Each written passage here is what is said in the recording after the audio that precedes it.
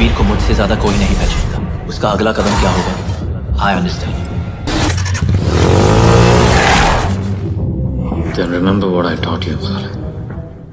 क्या रजनी पंडित हैं lady James bond? Rajni पंडित हमारे देश की पहली प्राइवेट इन्वेस्टिगेटर हैं जिन्होंने अब तक 80,000 से भी ज्यादा केसेस को सॉल्व किया है।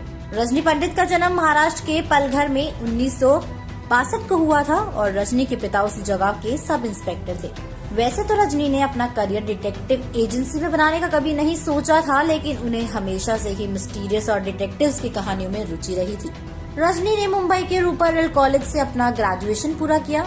रजनी के पहले केस की शुरुआत 22 साल की उम्र में हुई, जब वो अपने कॉलेज में ही पढ़ाई कर रही थी। अब हुआ यूं कि एक दिन रजनी ने अपनी क्लासमेट को फोन पे बात करते हुए सुना कि कैसे वो अपने परिवार को बेवकूफ बना रही है।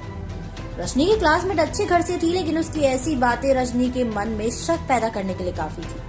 रजनी ने बाद में जो जानकारी उस लड़की के परिवार वालों को दी, उसके बाद उन लोगों को रजनी की बातों पे विश्वास हुआ और वो लोग थोड़े से अलर्ट हुए।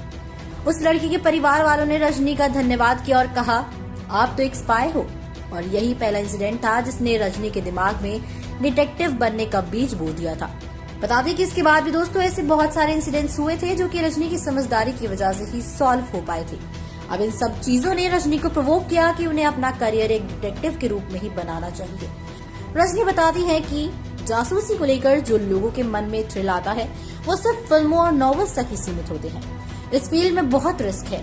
दूसरी बात ये कि एक औरत होने के नाते ये रिस्क और भी ज्यादा बढ़ जाता है।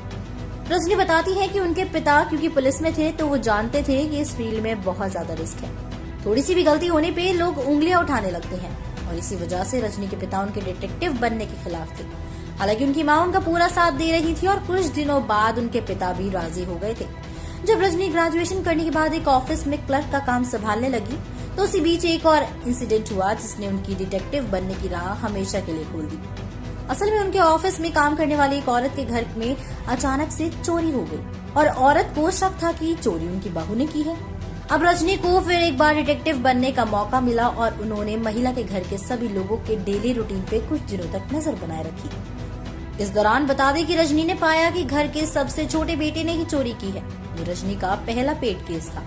इसके बाद उन लोगों ने रजनी को अपनी इसी स्किल्स को और आगे बढ़ाने के लिए मोटिवेट किया और इस केस के बाद उनका एक छोटा सा आर्टिकल न्यूज़पेपर में भी छप गया था। इसके बाद बहुत सारे लोग, खासकर औरतें, रजनी के पास अपने केसेस लेकर पहुंचती थी। तो दर्शकों, आपको क्या लगता है आखिर किस तरह की चुनौतियों का सामना किया होगा रजनी ने? कैसे बनी वो देश की लेडी जेम्स बॉन्ड?